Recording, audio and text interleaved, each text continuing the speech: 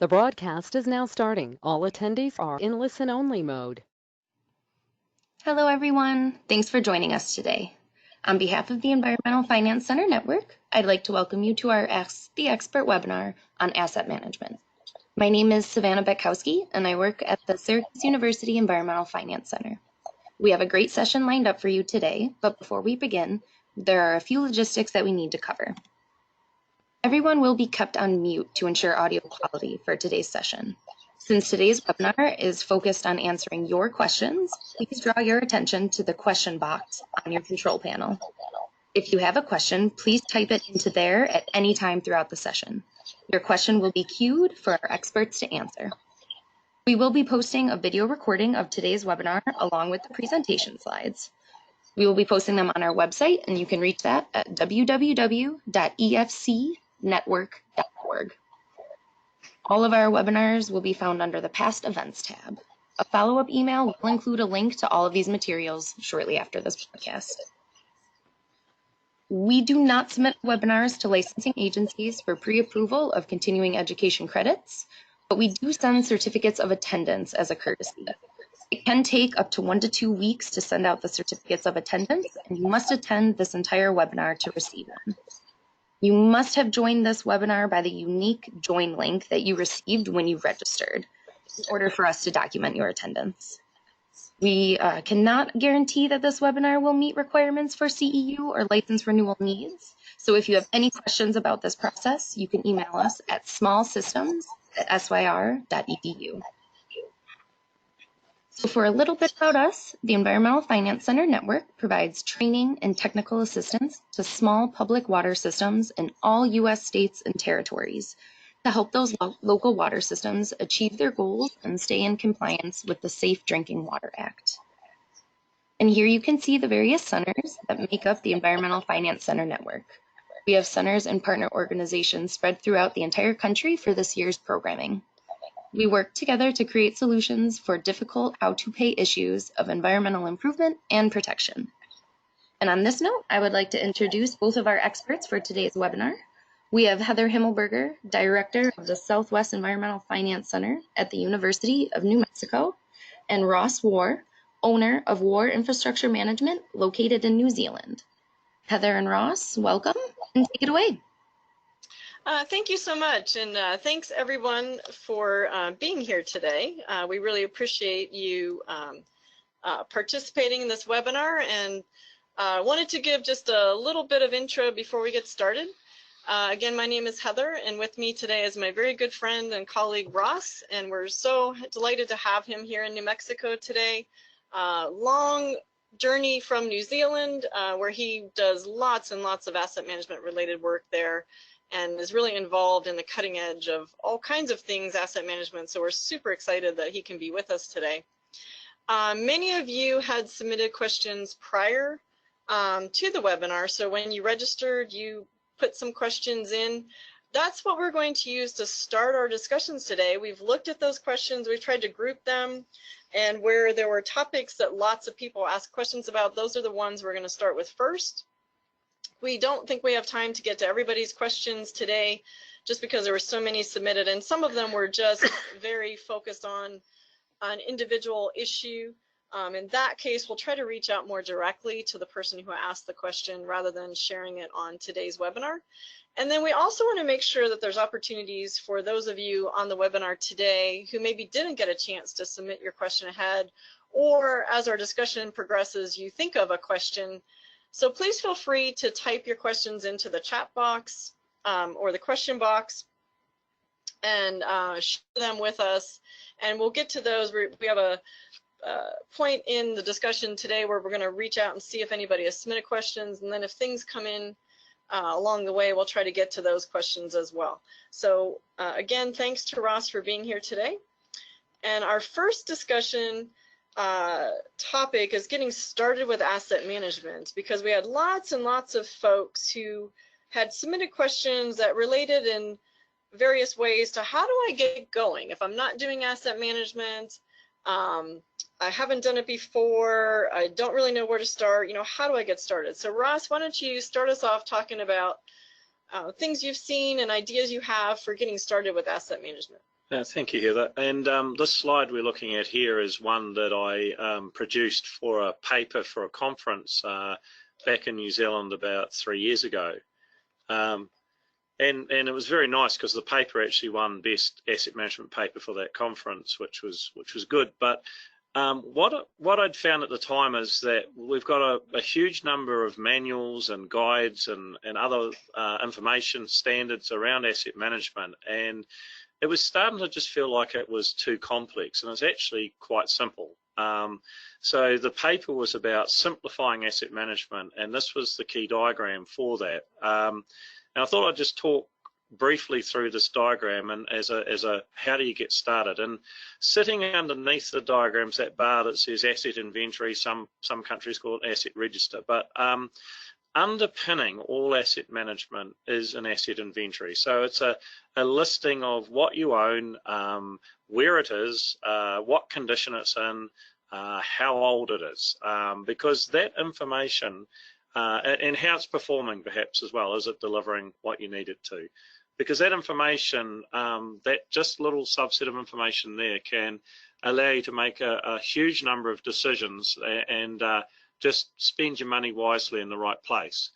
On the left-hand side of the diagram are the three boxes: levels of service, future demand, and risk. We're having a debate at the moment as to whether you would add a fourth box around climate adaptation / sustainability, and then there's another conversation what that all means.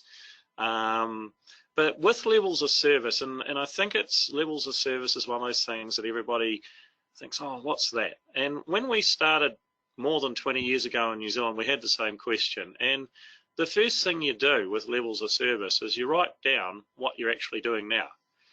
So if it's a certain operations or a certain set of maintenance that you're doing, or some capital that you do every now and again, just write those down, and there'll be a reason why you're doing all of those, and that starts the basis of your levels of service. And then you can start looking at, we've got some stuff from permits or from regulation or from EPA or whatever it is that might be some extra levels of service you may or may not be reaching at the moment, or you might have to do some more work to get to them. Future demand is an interesting one because it can be increases in demand if you're in a rapidly or a growing area. It can be decreases in demand if you're in an area that's shrinking.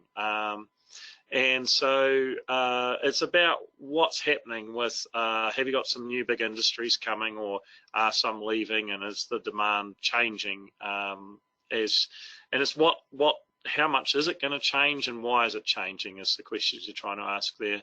And risk is just about a whole lot of risks. So you could have natural hazard risk or catastrophe type risks. You can have organisational risks around, can we keep the right qualified staff and experience, down to the concept of asset criticality. So which assets are the most important to us, which hurt us the most if they fail, what would cause, if it failed, the most damage to other assets or to the environment. And it can also be around your treatment processes, risks to not producing water well, or to water to the right standard, and all of those sorts of things. So they're all grouped under risk. Once you know all of those, then you can start having a look at how you manage the total life cycle of the assets, and that's your operations, your maintenance, your asset renewal or replacement or rehabilitation, any new assets that you need, and then sometimes you need to dispose of assets. And an example would be a treatment facility it's at the end of life. You might need to dispose of that and build a new one or something like that. And then you're looking at, well, okay, what can we do different to make that spend our money more wisely in the right sequence? And is there some things we're doing we don't need to do anymore, or are there things that we're not doing that we need to do? So that's your life cycle management. And then out of that drops financials. And when I was a young engineer, I used to only think about expenditure. People would give me money and I would build things, and that was great fun. But there's a bit more to operating a network or a system than that. You do have to operate and maintain. You do have to replace, rehabilitate, renew assets. You do have to build new stuff from time to time. And you might have to depreciate. In New Zealand, we have to fund asset depreciation, which we're a bit unusual That's not many countries do that. But the other side of it, somebody's got to pay for it. And that might be for fees, charges, tariffs, loans, grants, funding, bonds, state revolving fund, all of those sorts of things. And what you want to spend and where you're getting your money for at some stage has to line up, and that can be quite a discussion. So coming back to, hey, how do you start? The simple starting point is put an inventory together, and then start working your way through your service levels, your demand and your risks, and your life cycle management of your assets. I think that's great advice. So if you haven't already done your asset inventory, you know, that's a really good starting place. So we have another interesting slide here. This is Super Bowl a couple of years ago, the Philadelphia Eagles. And Ross, why don't you tell us why you might have picked a slide about Super Bowl to put up here? Yeah, so one of the things that, and this is not just in the US and New Zealand, worldwide, I originally came up with a slide for this for a conference up in Canada that had US DOTs. When a sports team wins, whatever sport it is, they win because they do the basics very, very well. And in terms of Super Bowl, obviously, if you don't get the ball back to your quarterback, and the quarterback doesn't get the ball forward to the guys who are sprinting up the side of the line, or the running backs or whatever, you're not going to win. You're not going to score points. And the point that the teams, basketball's the same, baseball, the teams that do exceptionally well do the basics very, very well. They keep the scoreboard ticking over, and then they do the fancy stuff on top of that. And, you know, the really exceptional plays are built off a platform of doing the basics of their game exceptionally well. And asset management's like that. And I think often we want to do the fancy stuff. But the reality is you get 80% of your gains from 20% of your work, and that's the basics, the really rock solid operations, maintenance, capital and replacement planning. And it doesn't have to be fancy, but you do have to do it well and consistently well. And so that analogy, I think all of us understand sports and winning, and we'll yell at the television if our team's doing the basics poorly. Go, what are you guys thinking? You know, how can you possibly muck that up? And asset management's just like that. You know, it's do the basics well consistently, and you'll make the yards, and you'll get the gains that you need, and the results that you need. And if you don't do the basics well, the opposite happens, and you just end up in a world of trouble, and it often just compounds. So that's the sports picture. We chose the Eagles because the current Super Bowl obviously is coming up. We didn't want to favour one team or the other, and Heather's husband Lance is a great Eagles fan, and he's converted me to being an Eagles fan, and so I've been following them ever since for a couple of years. And they didn't make it so well this year, but they're a good team. So, yeah, and another thing to think about, I think that just goes along the theme Ross is talking about, is it does not have to be, for a small community, a very complicated thing. And the smaller you are, the less complicated it needs to be. And we have some discussion about that later on as well, of just, again, keep it simple. You know, do your inventory as a starting place, figure out what you need to know, figure out what the basics are, how well you're doing it, and keep it simple so that you don't feel overwhelmed and just so just feeling you don't know what to do, that you don't do anything. I mean, just starting simply can really get you, just the inventory alone will get you so much further than you realize, that you'll start to see benefits from asset management just from doing an inventory and figuring out what you have and what's going on, because you can't do an inventory without laying eyes on your assets and thinking about them. And that process alone starts you in a really good place. Yeah, and look, very small systems, maybe you've only got 100 or 200 lengths of pipe. You don't need an all singing, all dancing piece of software to manage an inventory. You know, just a very simple spreadsheet or database will do that for you. And you can get going really quickly with that. If in the future you decide you need something a lot more sophisticated, you can migrate across to that at the time. But I think sometimes we try and make the job much harder than it is. And I know the EFC, you've got some really good guides on just the information to collect for just a simple starting inventory. Yes, and we have been working on a switchboard, and we'll show a slide of that later on of where you can get it. But we developed a switchboard that will have all the resources for asset management from around the country, all the free stuff, to make it easier to find things. Like we have an Excel spreadsheet for how, for getting started on a inventory. So that will be a good place for people to look as well, that has lots and lots of resources that systems can use. And this is not a start from scratch thing. This is a, steal ruthlessly from everybody else who's gone before you, and take their stuff, use it, take the pieces that work for you, and you don't have to start from scratch each time. So I think with that, we'll move on to our next subject that we got a lot of questions about. And we've started touching on this a little bit, just questions around small systems and doing asset management, and the idea of whether or not small systems can do this, or whether this is just a big system issue. And to start with, yes, there is no size too small to do asset management. You can do it yourself. I use it all the time. I'm sure Russ does as well in our own personal lives, with assets that I own, like a house and a car. I've used it many times, that type of thinking. So let's talk a little bit, Ross, about small systems and how asset management fits them. Yeah, and look, I think with a small system, the reality is between the engineer or the administrator and the supervisor, and maybe if your field crews, you know everything that you need to know. It's just maybe you haven't pulled it all together. And so that's why the comments on the slide there is keep it simple. And we've already talked about the inventory. You can put together off the plans that people have and the information they have.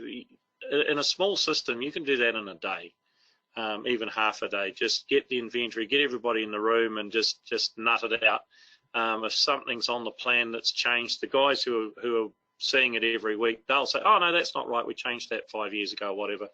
And then the other thing with the brainstorming major issues, like different systems have different issues based on how they've been built, or where their wells are, or if they've got a tank or several tanks, or whatever it is. Sometimes the quality of the water, or so you can again put everybody in the room for a very short period of time. So hey, look, what's coming up that's concerning us? And somebody say, oh look, the main pump, it's dodgy, it's just not working that well. And you go, okay, right, well, write down main pump needs some attention. Or maybe you got a tank and you got a pipe coming off the tank that's just getting really old and starting to burst a bit, and you go, well, oh yeah, we got this pipe that's just about at the end of its life off our main tank. And it's just the major issues, not the little stuff. Not, oh, I've got 5 service lines on 5th Street that are leaking. That's the little stuff. This is the major issues. Maybe your major issue is your superintendent, who's been in the place for 30 years and knows everything, is retiring next year, and a whole heap of information that's in his head and all that experience is going to go. And then maybe he's going to retire into your area, so he's still there as a resource if needed. But maybe he's going to go and live with his kids, and he's 20 states away, and that's more of an issue. So it might not just be, your issues might not just be physical asset issues. They might be risks around people and the knowledge that those people have. And then around the risks, this is the phone call at night. So this is the classic. If your phone went off at 2 o'clock in the morning, you're on the call for problems in the network, and your mind goes, oh boy, I really hope it isn't that, because that is just about an unsolvable problem. That's your major risk. And I've tried this a few times with clients, and they always come up. It'll be, oh yeah, my tank's just got, it's up in the air and it's on a stand that's got rust all over it, and we're not sure. And if it fell over, I don't know what we'd do. So you can, or it might be that a pump's is very old, or it might be a really important pipe is right at the end of its life, or any other number of issues. So that's a good test. If I get the phone call at 2 in the morning, what would I really hope it's not being? And so the answer to that test is not, I turn my phone off at 10 o'clock. because all that means is it's there for you in the morning and it's been running for whatever's been happening's been happening for 12 hours at that point. So, but again, that gives you real clarity on what your major risks are, because you instinctively know what they are. You can go through a very structured process and produce heaps of data, but generally between your engineer or administrator and your supervisor and your field crews, a couple of hours in a room with the map of the network will tell you what those are very quickly. And then you can start, hey, what are we going to do about those? Do we need to intervene earlier or later? Staff retention and replacement is going to be an issue, particularly for small systems. The days, certainly in New Zealand, and I think the case also in the US, the days of people starting work in a water network or a wastewater network, sewer network, at 20 years old out of school or early out of university and staying there for the rest of their career, those days are gone pretty much. And so what are you going to do about replacing long-term experience when it leaves? And maybe Heather, you've got some insights around that. Yeah, and I think that's an issue we've seen a lot of different places, is how do you get somebody to come? How do you keep them there? How do you train them so that they're going to do what you want while they're there? And the more remote and rural the system is, sometimes the harder that is. And money is a big part of that, because a very small utility can't afford necessarily to pay a lot of money for an operator. And one of the things to look to is your neighbors. How can you share an operator?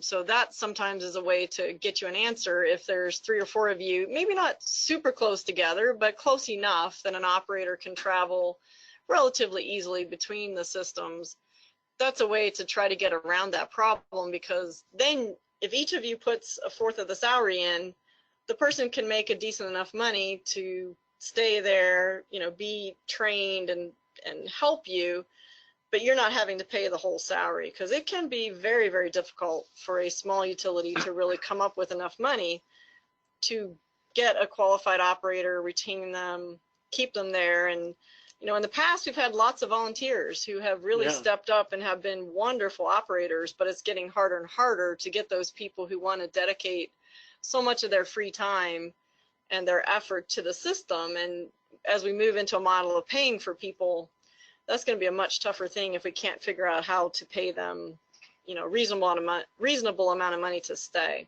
And we joke in New Zealand with the smaller and more rural systems that they need to run a dating service so that the person coming finds a nice partner in the area and local person and then wants to stay. And it's a good joke, but there's a little bit of truth in it as well, that somebody's going to stay in a district or a network or an area, they have to have a reason to do that. And so it's thinking through, well, what attracts people to this place and why would they stay? And I think everywhere worldwide people have that problem. So. Yeah, and then we did have some questions coming in about, small systems, and is it worth, spending small system dollars on asset management, because you do have such limited funding available and you have so few customers that are paying. And I think we wanted to talk some about the fact that, the benefits will justify your investment. And if you actually go through the process of inventorying your assets and mapping them out, even if it's a simple map, the time you save from looking for those later, or the person who knows everything leaves and you don't know anything, that time to find those assets is just really inefficient. And then as you start moving into things like criticality and addressing your risks, you're going to start to see tremendous benefits from doing the work that more than justify the investment that you're going to make in it. And it doesn't, again, we talked about this, it doesn't have to be a complicated thing. Just asking yourself simple questions. Why am I doing this? Yeah. What's the reason I'm doing this and not that? Or the phone call at night, what am I doing about that thing? Yeah. If that happens to be my one and only well pump, and I know that it's ready to go out at any moment and I won't have any water for my customers, then what am I doing about that? what is the plan? Is there any plan in place to take care of that? So asset management helps you think through those questions of, okay, well, if I need to replace the pump or I need to rehabilitate it or something like that, what's the funding mechanism for that? You know, what is the life cycle around that? What kind of operation and maintenance should I be doing? All of those types of things. So you should, even in a small utility, you should be able to see some decent benefits. If you even do the simple stuff with asset management, the benefits should justify the investment. And sometimes something as simple as just keeping a record of all the breaks and putting them up on a map year on year. And then you go, hey, we're getting a lot of breaks in this particular area or on this particular set of pipes. And then you can start asking those why questions. Why are we getting all those breaks when we're not getting them in other places? And it might be a poorly installed pipe, or it might be a material that's got some faults, or it might be your pressure's too high there, or a whole heap of number. Like one example we had in New Zealand was this particular bit of pipe was getting some water hammer on it off a pump. And so, you know, they'd go and fix it, they'd put a new pipe in and break again. You go, what's going on? Well, you're sending some water hammer up the line because the pump's not set up right and it didn't have a pressure reduction or a pressure relief vessel on the pump, or you know, a variable speed drive to ramp it up nice and quiet, just slamming on and slamming off. And the people in the area had forgotten about what water hammer does when it goes up and down a pipe. And it was really, really simple to fix, but you have to ask the question, why is that happening? Because you can go fix pipes from forever. But once you start asking the questions, the other thing with asset management, even with very, very small systems, is if there's some big dollars coming up, a big pump or a tank or a big pipe replacement, and you go, oh, how are we going to afford this? But you know it's 5 years away. You can start the discussion in the community and with the governance of that system. Say, look, we've got this really big dollars coming up, and we think it's real, and this is what it looks like. By the time you get to the time to do the work, the community or the governance board, the council, they've had the discussion. They know it's going to be a bit painful, but everybody's accepted the fact that they need to do it. You've looked around for different ways of funding it. Maybe there's a state grant or something like that. But it takes the pain out of it. What happens, yeah, and it's even in our own lives with our own expenditure. You know, if you know something's coming, you can plan for it and you can put aside some money or whatever, or get a loan sorted or whatever. If it just something really big happens and you've got to deal with it today with no warning, that's where it's a bit more problematic. And so the same thing with water networks, wastewater networks. Certainly we found in New Zealand, if you give people plenty of advance warning of a big expenditure, by the time you get to it, they've worked out how they're going to afford it, and there's no pain and there's no drama around it. So that's a real advantage, because it allows good, solid decision making. It allows people to work out how they're going to afford stuff that they have to do. You know, if you've got one well pump and it drops out and you've got no water, you don't have too many choices at that point. You're going to spend the money, but much better to give people long-term warning on it and work out what you're going to do. Maybe your well's starting to get pretty old as well, and you go, hey, we're going to actually do a whole new well at the same time. And so you're not just doing a crisis thing, you're doing it in a very planned and careful and well-considered manner.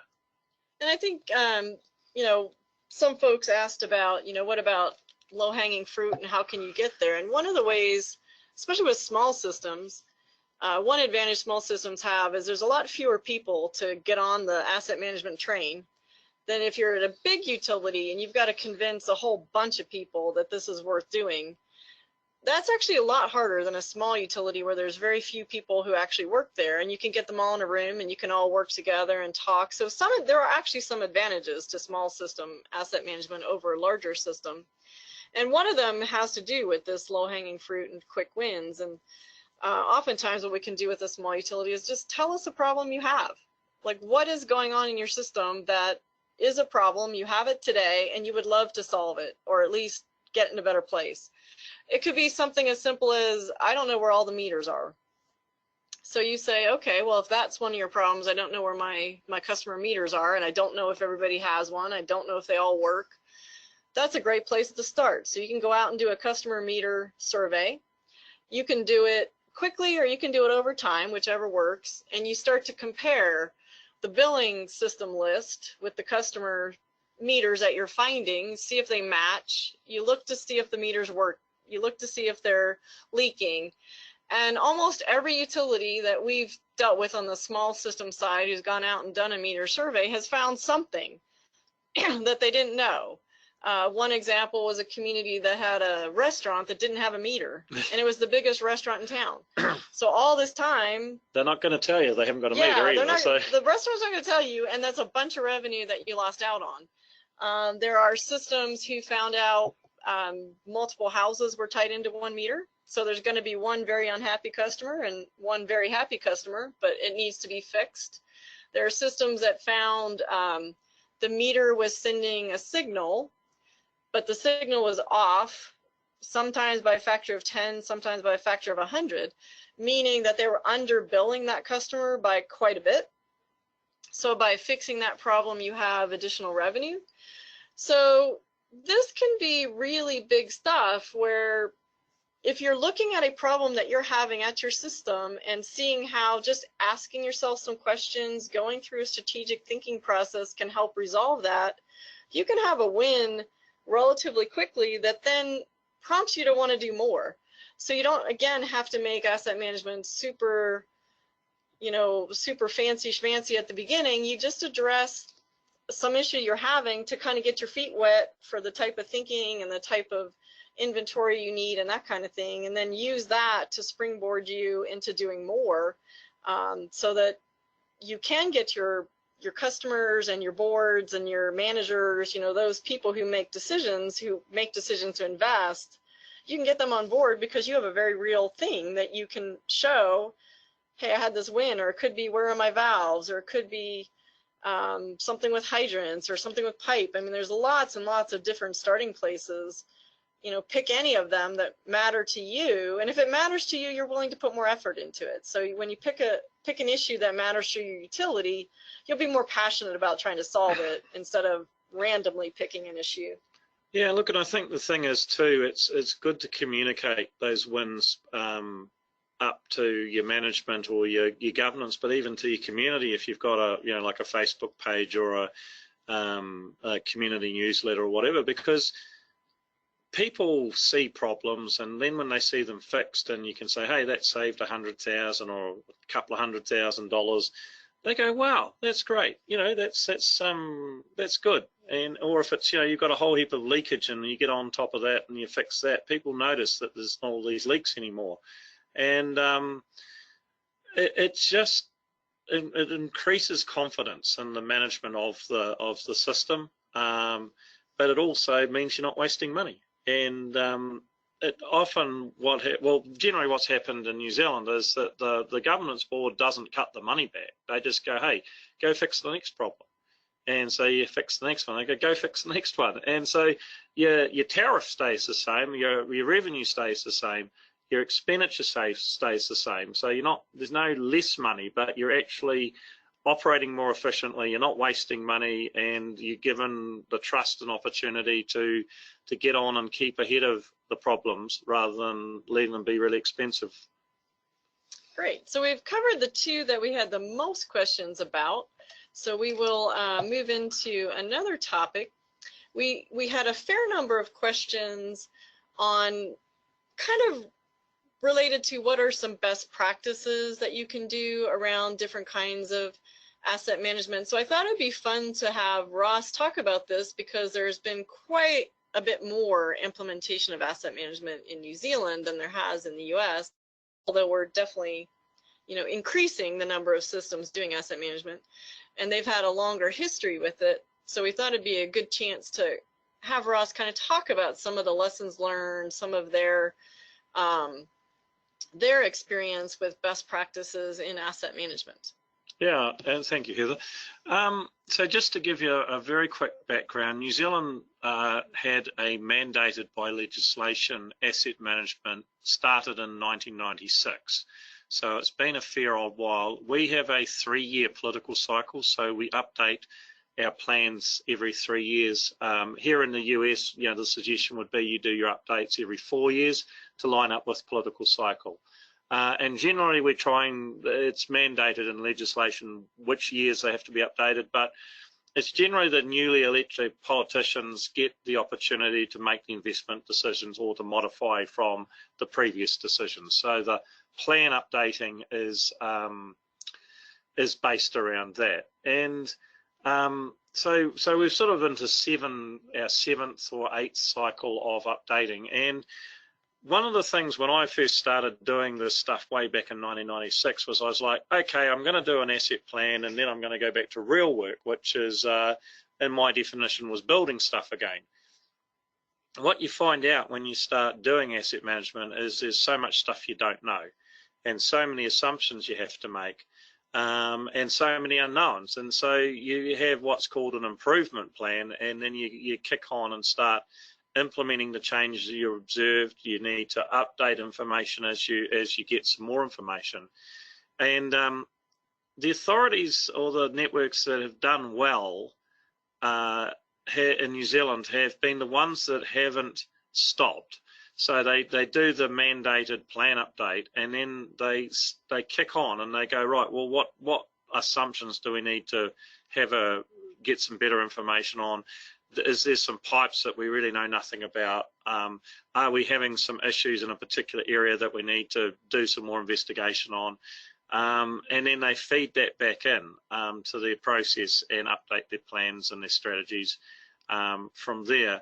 We have others that finish the plan and they do nothing for 3 years, and then they scramble at the next 3 years, oh, what have we done, and things like that. So it's like any practices. If you're doing them regularly every month or every couple of months and updating information, you stay on top of it, you'll make a lot of very small incremental gains that over time end up being very large gains. If you just a very stop-start, once every 4 years, say here in the US, you will still make gains, but not as many, because the real gains in terms of your implementation and your planning is better understanding of what's going on in your network, better understanding of your condition and your performance of your assets, and better understanding of the risks and problems and where they come. And as you go through that process in an iterative way, by updating your understanding and by feeding that back into your processes and your practices, then it just embeds in the organization and it carries on through, and your reporting all starts, if you've got monthly or quarterly reporting, that all starts to flow through into that as well. And you start making very good value decisions based on better information. Buried assets, you're never going to know everything. That's a given, but you can deal with what you don't know with risk analysis.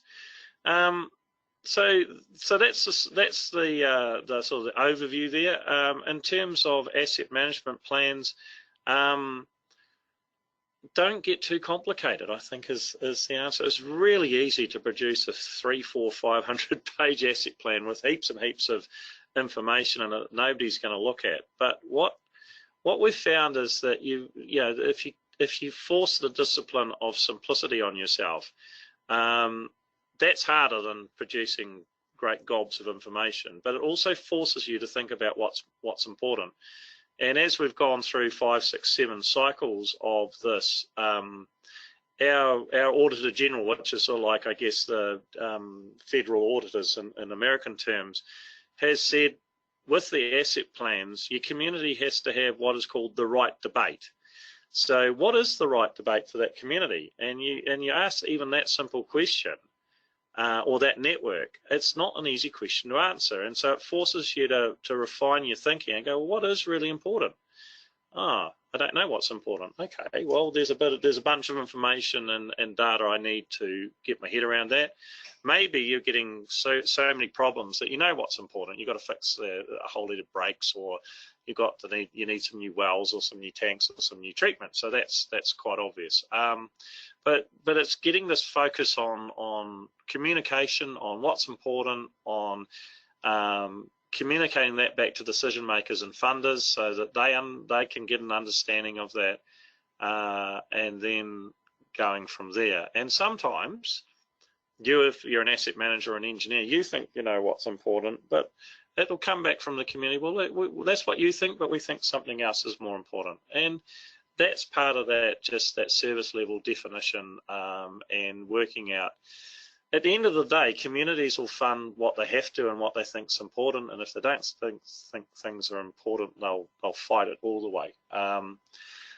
One of the issues we're having, we had a big water incident with 5,000 people made sick from a contaminated well, essentially. It had a well, but it got some groundwater into it, and it was a big problem. And we've had our equivalent of a congressional inquiry, I guess, into that, and we've got a whole heap of legislation coming out of it and a regulator and all the things like that. There are times when, and I think Flint here in the US would be a good example, where something goes badly wrong, and all the standards change and the legislation and the rules change. And in that case, what your community thinks becomes irrelevant, because that's a new standard or legislation and you just have to do it. And so again, you have to incorporate that back into your asset management planning strategies and how you implement. The question is, are you going to front foot that, or are you going to be dragged into it? And so it's, are you going to be proactive in your management of these known issues, or are you waiting till somebody has a big stick over you? And that's I guess a management philosophy question. I think I've said enough there.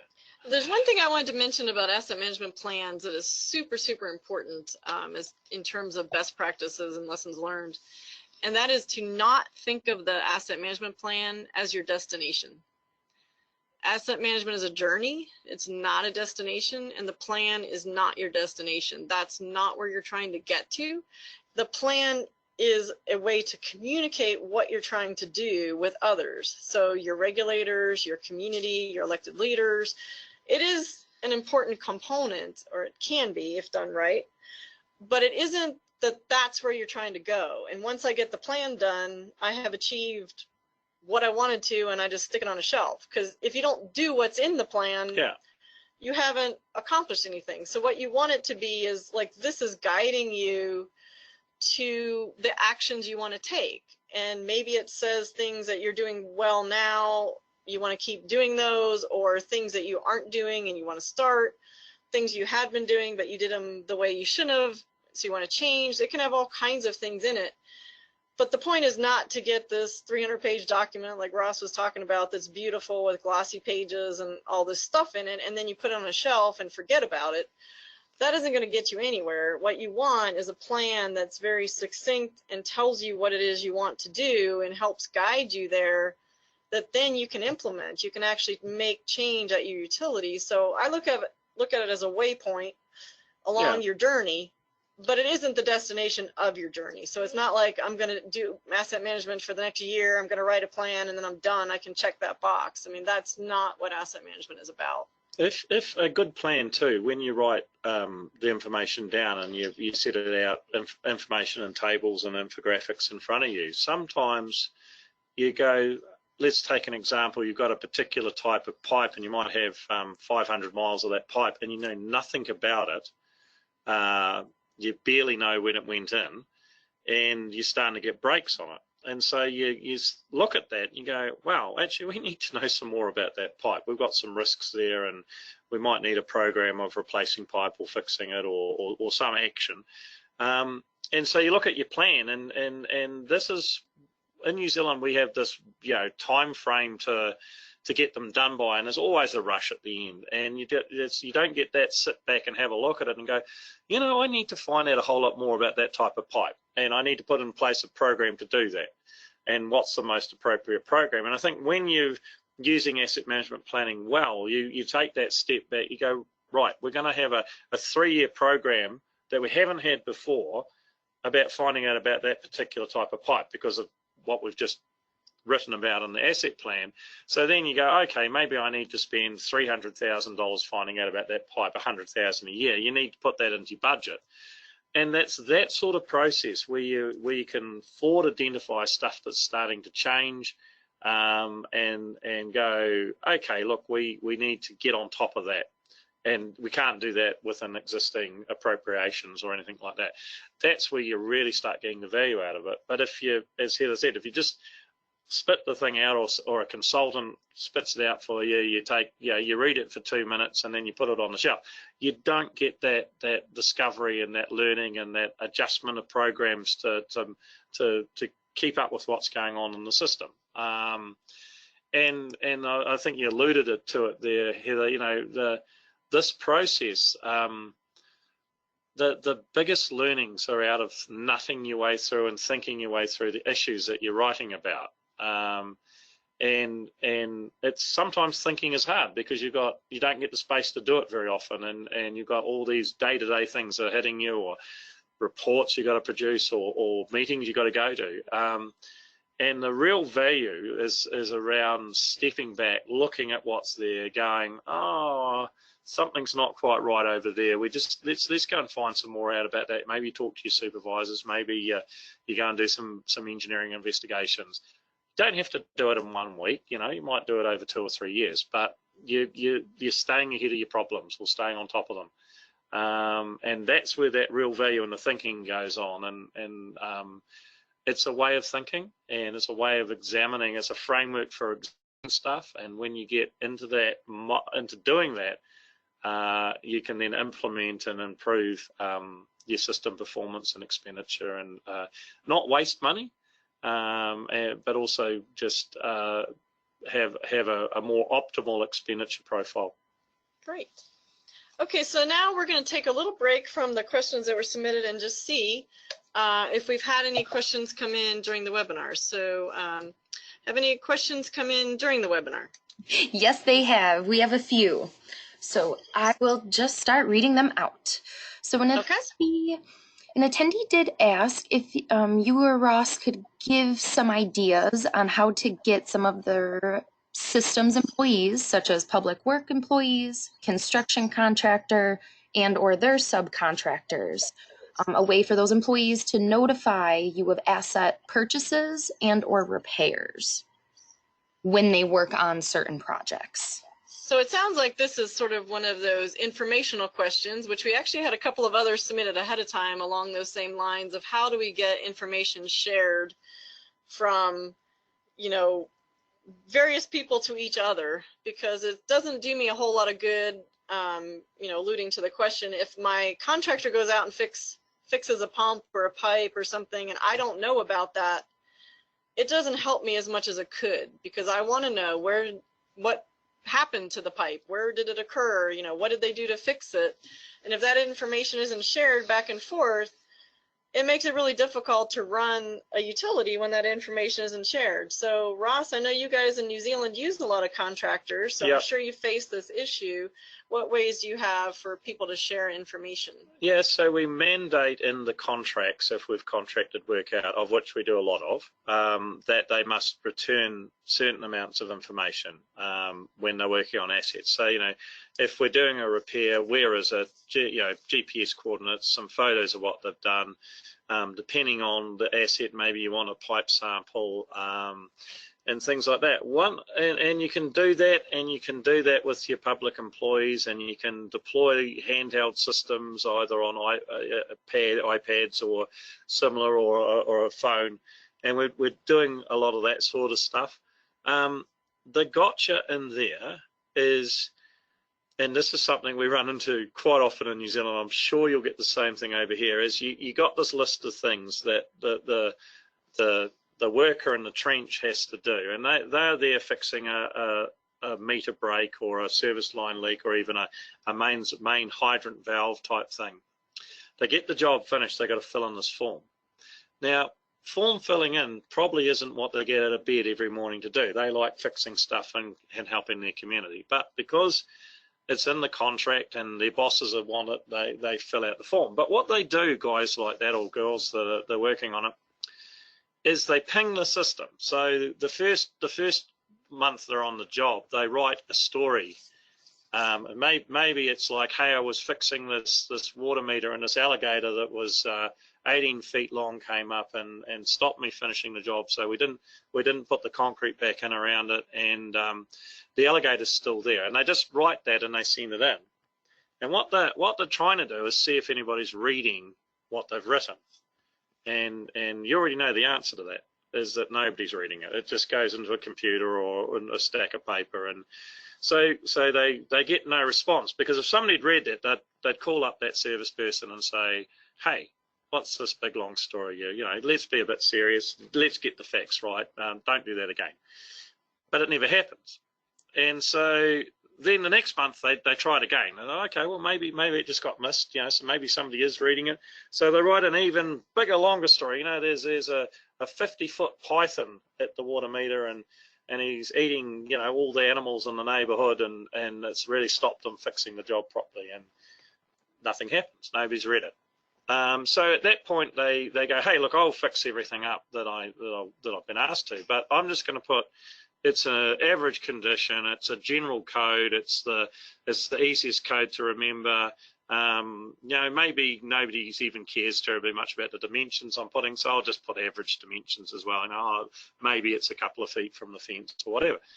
And it's that whole you get what you inspect type mentality. And there's no quality system around it, no checking of the information coming in. You will definitely get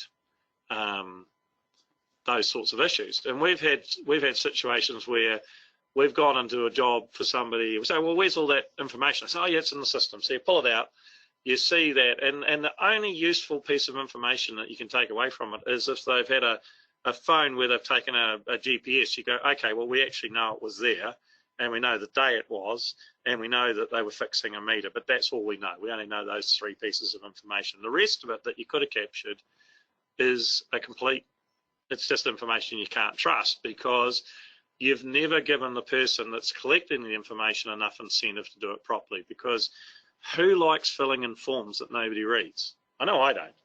I don't either. Yeah, so I think part of that is making sure whatever you ask the contractor, subcontractor, or employee, it doesn't matter who it is, whoever is supposed to give you information, yeah, make sure you tell them what information you really want. And why you want it. And don't ask for a lot of extraneous stuff. Yeah. Because every one of us has filled out a form that just seems like half the form is ridiculous. And, you know, in healthcare, this is a big pet peeve of mine. You go 10 into, pages. you know, I just want you to look at my finger that got, you know, stubbed when I was playing basketball, and I got to fill out 500 pages worth of information, none of which you're going to use, because all you're going to do is put my, you know, finger on a popsicle stick and tape it up.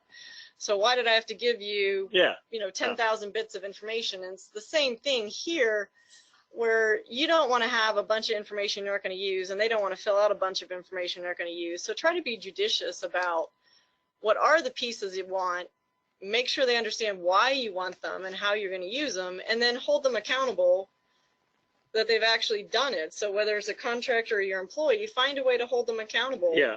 And that means you've got to look at the information you're getting. I was doing a job in Australia a few years back, and this particular authority had decided they wanted massive amounts of information. So they had guys that were going out to a site, and they had 5 pages of closely typed tick boxes that they were supposed to go through and fill out and then sign off. And I knew for sure, I was in the yard with the whole group of these guys saying, you know, we've got to try and untangle this mess. And I said, oh, who, you guys all fill this out diligently? Yes, we do. I said, look, if it was me, I think I would just be scooting through, go tick, tick, tick, tick, and sign.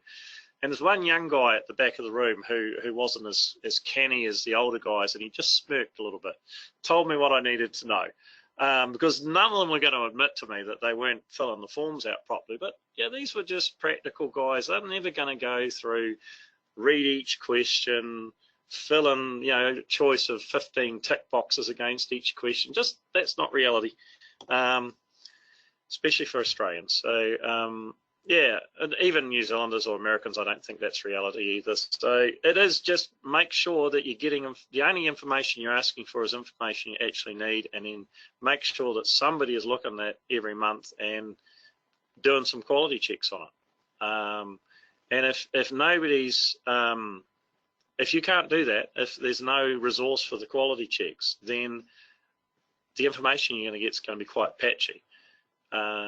And you're not going to be able to make as good decisions out of that. If it's not as good a data, it will limit your ability to make good decisions. And if it's not good data, and you know you're not going to get good data, well then go, hey, what can we get automatically right? We just take a cell phone photo, we get the X, Y, Zs, and we know, and we get a date stamp. Okay, is that all we need? Maybe that's all we need. And maybe if you put it into a little field software, you might go, oh yeah, I want the charge code as well. That's it. Okay, so how about other questions that may have come in? Yeah, so the last two questions that we did receive so far are related to more funding, the funding umbrella. So okay. The first one, the attendee asked if you or Ross could give a little background on funding depreciation, and is funding replacement cost a more accurate approach when dealing with asset management issues? Okay, so I'll let Ross start with that one, because it sounds like you have rules that require funding depreciation. But I was just thinking really that we do, but we're quite unique internationally in that regard. So I think it's possibly better if you give the US experience answer there. I mean, the simple answer in New Zealand is we have to account for depreciation, and then we have to fund that as an operational cost. We have these asset depreciation accounts that build up over time, and in theory, when you go to do major replacement of assets, the money's there. And I say in theory because often it's borrowed for other purposes. Yeah, but in theory, the money's there to do major asset replacements. And the system's working reasonably well in New Zealand in that we go back before we started asset management, a big asset, a big pipe replacement, let's say it's a foot pipe in a small town, that would be a major drama. You know, it would be all over the front page of the local paper and how we're going to afford this. And now there's just no issues around it. The money's there. Everybody knows the money's there. It's really just about sequencing the replacements in the right order and not going too soon or not leaving it too late. But that's New Zealand. But I think everybody has, I would suspect every state in the US has slightly different sets of rules around that. Yeah, I mean, a lot of times it's not any kind of mandate. It depends on if you're a regulated utility or not. And so very few states regulate municipal or publicly owned utilities. It's more rate regulation on privately owned utilities, but it does vary quite a bit from state to state. And oftentimes the regulated utilities, the ones who have rate regulation, have to do some type of depreciation funding, and the non-rate regulated ones are not required to. They can, but they're not required to. And I think, you know, the question was sort of about, you know, do you fund depreciation or do you fund replacement costs? And it's kind of two slightly different questions. And the concept of funding depreciation, I think, as Ross was talking about, is the idea that you're incrementally funding. So you're not waiting till, okay, I have a utility, I put in pipe in 1906, yeah, and I'm going to replace it in 2006, but I'm not going to put 1 penny aside until I hit 2006, and then all of a sudden I have to pay the replacement cost of 100 miles of pipe, which is now $100 million. So if I had done nothing for the 100 years, then where am I going to come up with $100 million for the new pipe? But if I depreciate and fund that, what I can do is put a little bit of money aside every year. Yeah. And maybe it doesn't come up to $100 million. And there's even some thinking about, yeah, you know, whether you even should fund a whole $100 million, whether that's even possible, put that much money in the bank and have nobody rob it or use it for other purposes. So we won't go there. But just the idea that you're incrementally putting money aside. So even if it isn't the entire full replacement cost, you still have something in the bank that helps you fund that replacement later on. But when you actually come time to fund a project, you are going to be using the true replacement cost, because you're not going to fund it out of what is your depreciation. You're going to, or not, I mean, the amount of money you need is not going to come from what you've set aside for depreciation. The amount is going to come from what does it actually cost me to replace whatever assets it is that I need to replace. And then hopefully if you've set some depreciation funding aside, which typically is in a reserve account somewhere, you've typically got a reserve account sitting somewhere for that specific purpose that hopefully others can't take the money out of for other purposes.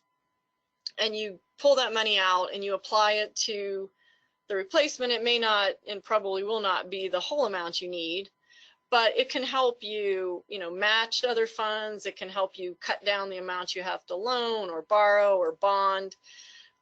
So they both are important concepts, but I think the main point of depreciation is to get you to really be thinking about renewing those assets, and that it's not out of sight, out of mind for 20 years, 30 years, 40 years, 50 years, whatever the time frame, and then all of a sudden, boom, I have to replace it, and I've not put any money aside to do it. So I think, the concept of funding depreciation is to help you think about an incremental funding instead of slamming your customers with this huge influx of, needed capital when you have a replacement project. Yeah, and look, we are required to do the math in New Zealand. It's not hard math to do, but it's very, very instructive. If you sit down and you say, well, what's the life of a pipe? And we'll just use 100 years for a nice, easy figure. And you say, right, well, if my depreciation is 1% a year, and you can work out what that would be in monetary terms across a whole network. If you then, so you've got, hey, if we were funding depreciation, it's X amount of dollars a year. If you then come at it the other way, which a pure engineering way, so rightio, hey, let's depreciation's an accounting thing. Let's do it by replacement cost. Plug those in the years where they need to be. If you're getting a big discrepancy, one or other pieces of the math is wrong, and then that's a good test to say, have I got my replacement costs right, and have I got my depreciation analysis wrong? And it's a good test, and our auditors actually check authorities and networks on precisely that test. And particularly for long life assets like pipes, over a 20 or 30 year period, there might be a shortfall or from depreciation to replacement, or the other way around. You might have a lot more money accumulating depreciation, no replacements. But over the long term, those two should even up. Now, the differences of a credit or a shortfall, and particularly a shortfall, as Heather said, that's when you go, hey, if at 10 years time I've got to spend 100 million and I've only got 20 million in the bank, I've got an 80 million shortfall there. If the pipe breaks to the point where we can't supply service, doesn't matter what if you have no water, you're going to either fix the pipe or you're going to be tankering it in. You don't get too many other choices, and tankering's really expensive, so you're going to fix the pipe. But what it allows the decision makers and the governance and the funders is you go, well, okay, we've got this $80 million shortfall in 10 years' time. How are we going to meet that? Are we going to bond? Are we going to loan? Are we going to get a grant from state government or whatever it is? If we know further on we're going to have that we'll then have some new pipe and we won't have so much of an issue at 30 or 40 years. But it allows you to have that conversation early. And it also allows you to check your thinking around your replacement costs versus expected depreciation costs. If there's a big difference, then you're back to asking that why question. Why have I got that difference? Am I just doing the math wrong? Have I got the wrong assumptions into the math? Have I got not enough analysis around the depreciation, or am I overcooking my replacement costs? Those sorts of questions. So it helps you refine your assumptions and your math around those questions, and also then you're able to give more assurance to your decision makers and your funders around, hey, we've got pretty much the right numbers at the right time. Great. And it sounded like there maybe was one more question. Yes. So this question is a little bit more specific. They asked, is there a downside to purchasing replacement pumps and valves to meet future needs instead of investing in the current low interest rates of certificates of deposit? Wow, that is very specific. That is very specific. So it sounded like, should I invest the money and get a tiny amount of return? Yeah. Or should I buy assets with it that would help my future customers? So Ross, Yeah. what do you think about that? Well, I think Heather and I had a conversation yesterday about a bit of this subject, and one of the things in asset management, particularly around pumps and valves, is the people who are tasked with maintaining them are tasked with, if the pump goes down or the valve is broken or stuck, they will jump in there and try and repair it because that's the job they've been given. And if that valve or pump is very near the end of its life, so let's say it's a pump that's 25 or 30 years old, and you're actually planning to replace it in 2 or 3 years, you can often spend nearly half or 2/3 of the price of a new asset fixing or doing an emergency repair on the old one. And that just doesn't make any sense. So one of the things that you can do there is try and get some metrics or some information in place for the repair crews that says, hey, we're within 5 years of replacing this particular pump. If it breaks, we almost always have a standby pump. Run the standby, buy a new one. Much better result. So that means you're not, so what you're trying to do is not waste money repairing really old assets when buying a new asset at that time would be a better idea. Now, in terms of investing money versus purchasing or forward purchasing valves and pumps, first of all, obviously every authority has a treasury policy, and so there's been approved by somebody, so you've got to look at what your treasury policy says. You're trying not to replace stuff early with asset management. I mean, the idea is that you're trying to get your optimal life cycle spend. So unless the asset was a particularly high risk asset where replacing it early made sense in terms of managing risk, I think you would be going, hey, if we can get another 10 years of life out of this asset without it causing us any operational problems, that's a really good thing. Because if we buy now early, buy a new asset, we're just throwing away that 10 years of life that we still had in the old asset. So that type of analysis then assumes you know enough about that asset. So, and maybe you don't. So the first thing you do is then go, okay, well, let's go and get some measurements and some instrumentation or some analysis on how long that pump or valve is likely to last. How important is it to us in our network? If it's in the last 5 years of its life and it's highly important, then maybe, yeah, let's go replace it now before it gives us problem. If it's a slightly less important asset and we can live with a little bit of failure, operational failure, without it causing us issues, well, I'd be trying to get as long out of it as I could and just tuck the money away. But that's more around just trying to get optimizing as much life out of assets as you can without it impacting on the service you're providing. And the other thing to think about is if what you're talking about is buying parts that you're not going to use. So for example, we want to buy a bunch of valves and we're going to sit them on a shelf for when we need it, or we're going to buy meters or something like that. Be really, really careful about doing something like that, because you really want to only have as many spare parts on the shelf as you actually need for the short term, because oftentimes people don't take good care of inventory that's sitting on a shelf somewhere. It's not put in the proper environment. So it might be sitting outside in the weather, or it might be subjected to the sun. Then you find all the seals are gone. Yeah, and you know, like rubber gaskets might wear out. So people who have had stuff on the shelf for a long period of time will find it doesn't work, or you've switched technologies. So that happens a lot too with meters. So people bought a whole bunch of meters and then you decide you're going to go to automated meter reading or something, and you decide, oh, I can't use these meters anymore.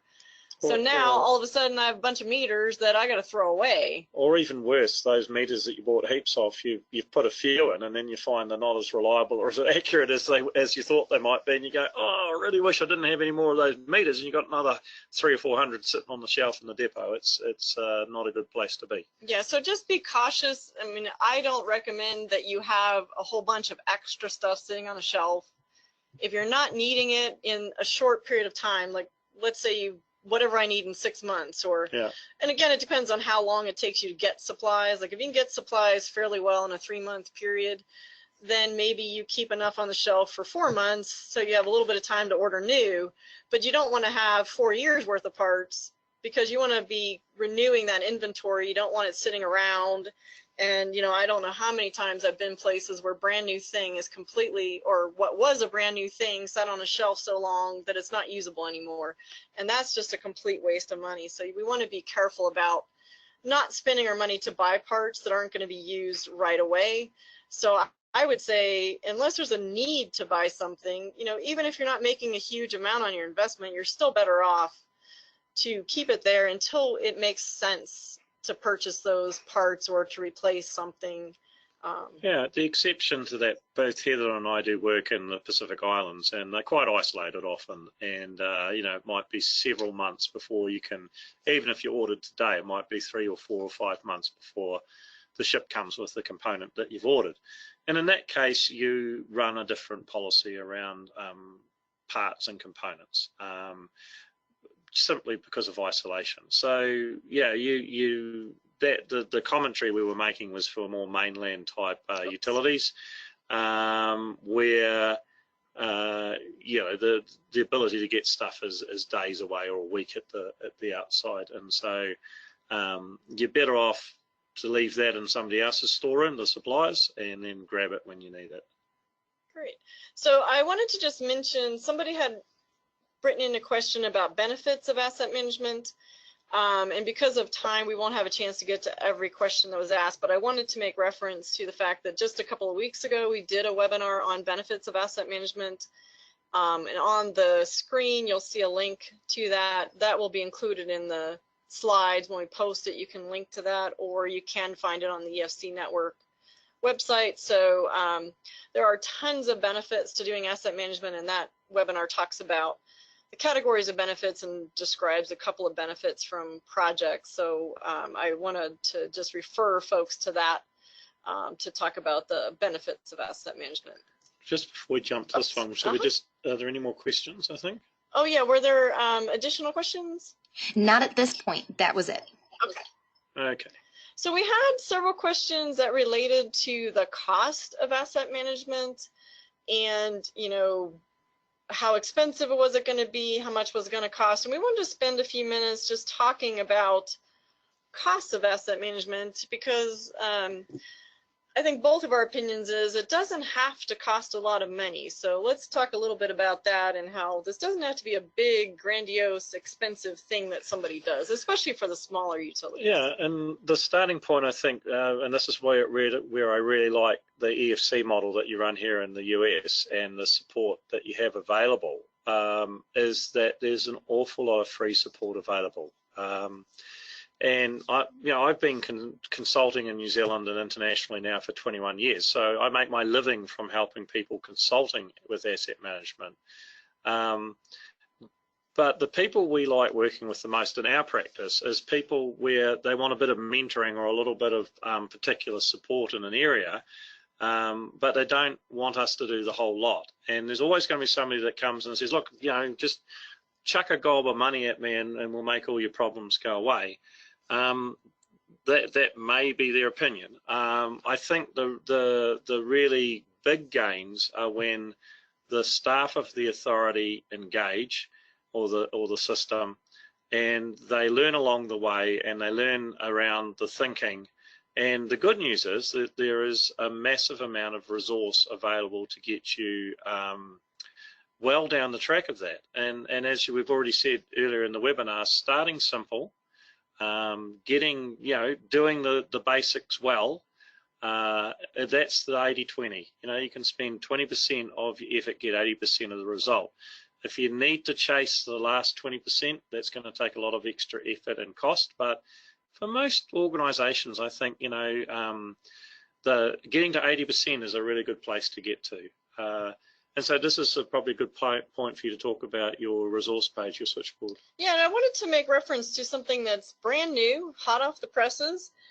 We have started an asset management switchboard. We did this in conjunction with EPA headquarters, where we were trying to collect all the free resources available from around the country into one place, so that, it could be looking for, it can be one-stop shopping. These are not actually on our website, but rather links to the things in the different states around the country or assistance providers. We're always looking for more, so if anybody sees a resource that they think should be up there and is not, please let us know. We will gladly add it. But the switchboard will help you figure out resources on getting started or doing the 5 core components, or once I have a plan, how do I go beyond that? So we have like a beyond the basics. And there's lots and lots and lots of resources up there. And like I said, we're going to keep adding to those resources as we go along. So we want to make sure we collect all of these different things so that you can go to one place and find resources. And again, to help you as much as possible do it yourself. And then Ross has a web page, and I collaborate some on this, informanage.com, and there's a lot of good resources up there as well, that utilities can access. So why don't you talk a little bit about that? Yeah, so I just have a vision, if you like, of being able to provide resources internationally. I do work in marginalised communities as well. Similar to Heather's work with the tribal areas where they don't have a lot of resources sometimes. So the informanage.com is just a collation of a large range of resources. We keep adding to them. These webinars go up on it, but I do things like Auckland University every year in New Zealand. I do a lecture for the master's program in asset management, often on demand management or risk. And so those lectures go up and things like that. And then when I find really good stuff around the internet, I link to that as well. And I do little vlogs as well of just on a single subject. So that's all up there. And the idea is that anybody can jump in and have a look at it. And the driver behind that is people in faraway places with not very good resources, never going to get to a conference on asset management, or even in the developing countries, they're not even going to be able to buy the manuals or the literature. They're not resourced for it, but they know about it. They've heard about it somewhere. They want to, hey, what's this asset management? I can do my job better for my community. So that's the thinking. My master's degree the thesis was on asset management for developing countries and why it doesn't stick there. So it's a bit of a passion of mine. But that resource, I keep adding to it. I have a big backlog of stuff to add at the moment, but that'll happen over the next few months. And feel free to go and have a look. And there's a sign-up area for a free newsletter and things like that. So just encourage you, if you are looking for resources, there is plenty of stuff there. And one of the things that we want to make a point about is that asset management is about thinking. And anybody who's come to one of my trainings will hear me say that it's not about technology, it's about the thinking around your assets.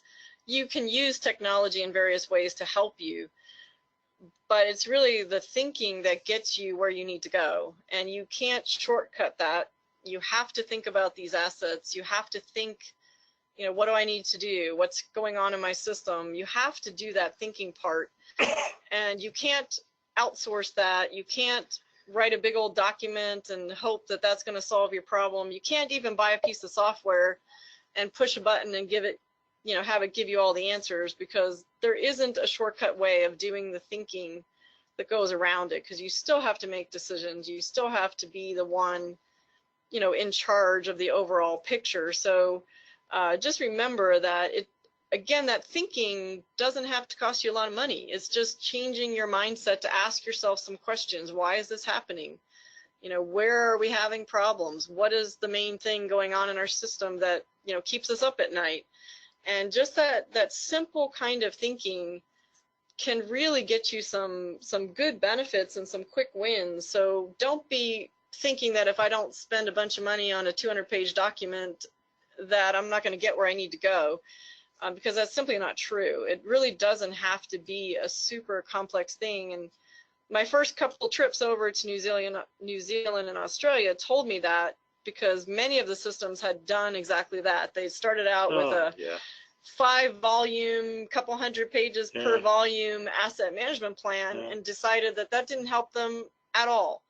And they needed to start from scratch and say, okay, let's regroup. What do we really need to do? And then they would pull out, a 30-page plan and say, this is working really well. And you could see it was coffee stained and dog-eared and written on, and you could tell somebody was using it, that they were actually working from that versus the thing sitting on the shelf that looked beautiful but didn't really help them. And I think, particularly with water and wastewater networks, often the issues you're dealing with have accumulated over decades. And so the thought that you can, in 1 year, solve all those problems is unrealistic, both in terms of your human resources, even if you get the biggest and bestest consulting firm in the world, and certainly in terms of your organizational ability to manage that.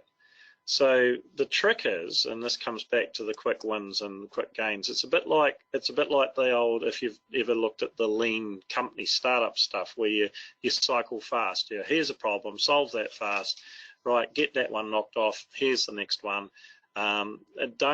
Because you don't get the resource or the funding if you're going to try and do something. Oh, look, we're going to solve this problem that's going to take us 20 years. It's never going to be resourced or funded. But you can break a big problem down into a whole lot of little problems, and it's just basic project management, and go, right, what's number one? Oh yeah, we need to do that. And as Heather was saying with the thinking, it's like when you step back from this is the way we always did it, or we must do it this way, and just take a fresh look at the issue, maybe a wider look at the issue, rethink it, maybe put a lot of people in a room to brainstorm the issue and why is it that, and all of a sudden you find that 5 different parts of the organisation all have 5 different answers and they haven't talked to each other about it. Just that process alone you can get some phenomenal gains. And I haven't met a CEO yet when all of the different teams are working together well and have come up with an innovative answer that they don't like that. Normally they're absolutely thrilled that is happening, and haven't quite worked out how to achieve that themselves. So, and you can hire, and again, I do like the EFC model here in the US, because Heather and her team do a lot of mentoring and a lot of training. That's a really good way to stimulate the thinking. Sometimes you can't do that. You hire a specialist. Try and hire one that passes on information. Black boxes inside large firms are not much help to you at the end of the day. Sometimes you just need that. You go, look, I want an answer, I want it yesterday, and you hire somebody to do that for you. That's okay. But the understanding of the organisation of the issues and the adaptation and change of that organisation over a period of 3 or 5 years or longer, into a asset management thinking and mindset will just deliver unbelievable gains, both organisationally and fiscally. And you'll find there's a whole lot of things that you were doing that you probably won't do. And I'll give you a little example of that. In New Zealand, there's quite a large city that we had, and they had, I think it was 120 wastewater pump stations, 2 pump stations, and about 6 or 7 quite a lot larger ones with really big pumps. And they had a maintenance inspection regime where the maintenance teams went every single day to those pump stations to make sure they were okay. But they had full remote SCADA systems on them with sensors from here to Africa. And so I said to them, why are you sending guys there every single day? And the answer was, that's what we've always done. Why have we always done that? Well, back in the days before all the sensors and all the SCADA systems, you couldn't not go and visit them because you might have some blockages or some problems and you didn't want to have an overflow and you didn't want to, Well, that was really, really good practice 40 years ago or 30 years ago, but not now. So they were the question came up when we were out, there was an outsourcing contract renewal, and they were about to write into this contract, you shall go to the pump station with a crew, and that meant 2 or 3 team members of the crew and the vehicle and all that every day for 120 pump stations. So then you do the math on that, you're saying, actually, we need 3 or 4 crews. And just that one little discussion said, actually, we don't need to do that. Maybe once a week would be fine.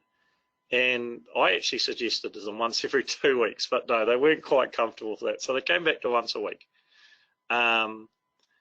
but the money they saved was, now the guys who were doing that didn't get laid off. They just got redeployed to do other stuff that was important, more pump maintenance and stuff like that, rather than just running around looking at the wells and the any blockages and looking at the instrumentation in the pump station, which was already mirrored back to the main office. So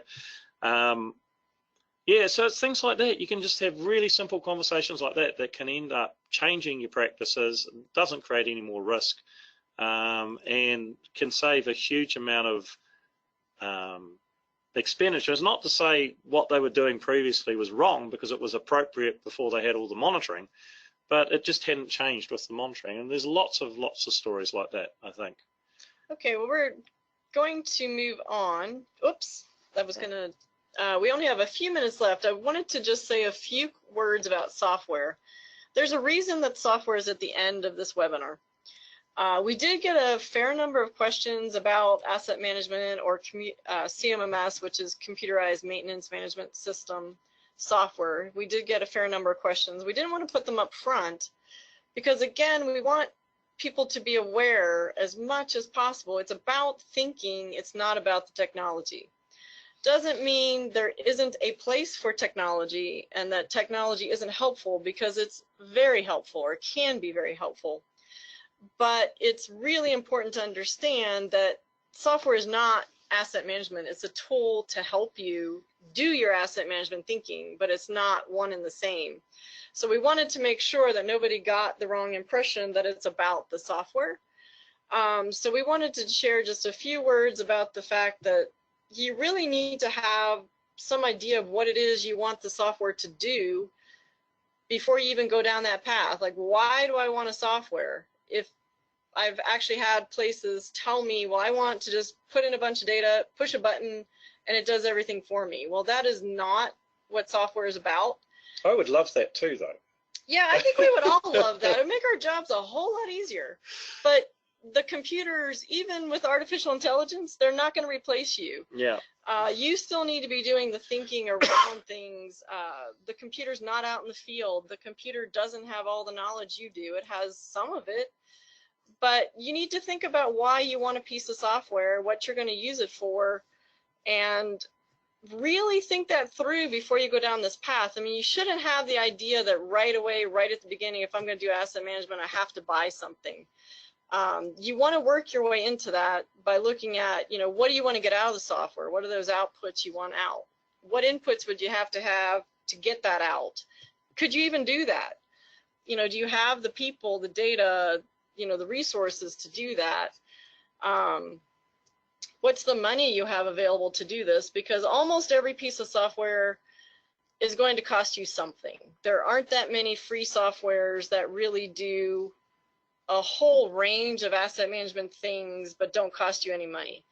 There are some that will do like an inventory for you pretty well. There are some low-cost apps that really help well with inventories and things like that. So you can look there, but if you want a more robust program that does capital planning and maintenance and work order systems and that, you're probably looking at paying some money. And you're not just going to pay up front, you're going to pay annually. Because most softwares now, there's an annual fee. So you really have to think about, do I have the resources available to pay for a piece of software over time? Because if you don't, then going down this path is probably not going to be very helpful in the long term, because you're not going to want to keep investing. So you There's really have to also think quite about a that. big organizational cost around the Yes. people to manage the software and to make sure you're getting the data and the information in, and it's in the right quality, you know, going back to our service guy with the alligator.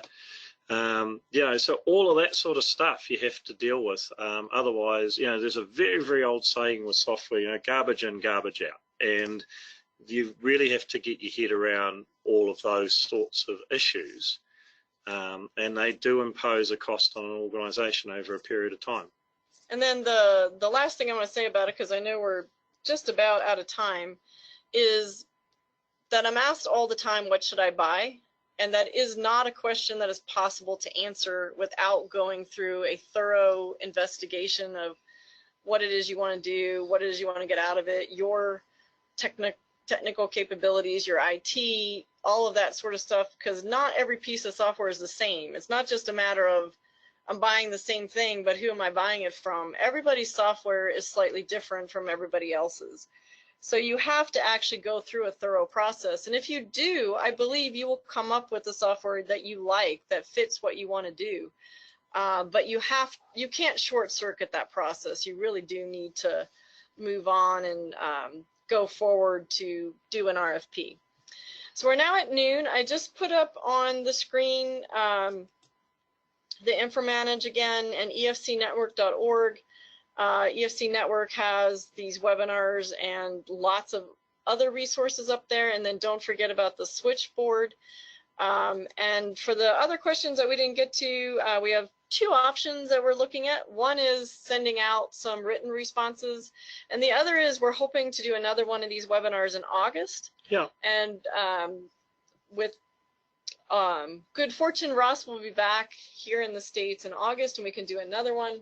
And we'll get to some of the questions that are more of group interest in that one. So the ones that are more individual questions relate to maybe one utility. We'll try to answer those directly, and then maybe we'll keep some of the other ones for the next webinar.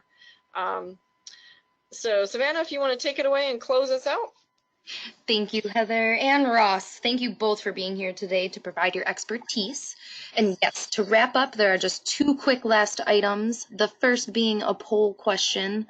The Environmental Finance Center Network does provide technical assistance for small water systems throughout the U.S. and their territories. So if you would like to learn more and get connected with experts on some of these topics, please let us know here. And we'll leave this poll open for about another 5 seconds. And just for clarification, small is anything 10,000 population or fewer. Yes. And so we'll leave this poll open and getting ready to close in 3, 2, 1. And lastly, in that chat box, there will be a evaluation link coming to you all. If you do have a few moments to let us know your thoughts and provide any feedback for today's session, that would be wonderful. Thank you in advance for your time and helping formulate our webinars for the future. All right, Heather and Ross, thank you both so much. If there's anything else, say it now. I just wanted to thank Ross again. I really appreciate being here and being willing to share time with us on this webinar. I love having a colleague that I can talk about asset management with and share it all with you guys. And I think, just the amount of information we can bring from other places and other ways of thinking can really be helpful. So I really appreciate everybody being on today. And again, thank Ross very much for being here with us today and sharing. It's always a pleasure. Thank you so much to both of you. Have a wonderful rest of the day, everyone. Thank you.